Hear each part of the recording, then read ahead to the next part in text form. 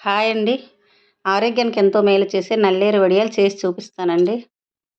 దీనికోసం 2 గ్లాసుల మినపప్పు 2 గంటల సేపు నానబెట్టుకొని, పలుచగా కాకుండా కొంచెం గట్టిగా రుబ్బుకొని పక్కన పెట్టుకోవాలి.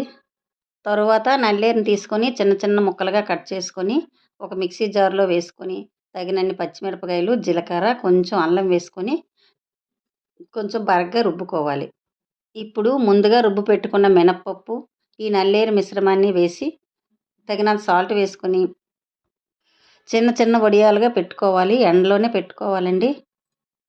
ఈ మిశ్రమాన్ని కలిపేటప్పుడు ఒక గరిటె నిండా నువ్వులు వేసుకుంటే టేస్ట్ బావుంటుంది. ఆరోగ్యానికి కూడా మంచిది. ఒక రోజంతా ఎండలో ఆరనిచ్చి తీసుకొచ్చి ఇవి కొంచెం పచ్చిగా ఉన్నా ఒక్క రోజులోనే ఊడొచ్చేస్తాయండి. మరుసటి రోజు వేరే పళ్ళెంలో మంచి ఎండలో పెట్టుకొని 2, 3 రోజులు బాగా ఎండనిచ్చి నిల్వ పెట్టుకుంటే సంవత్సరం అంతా ఉంటాయి.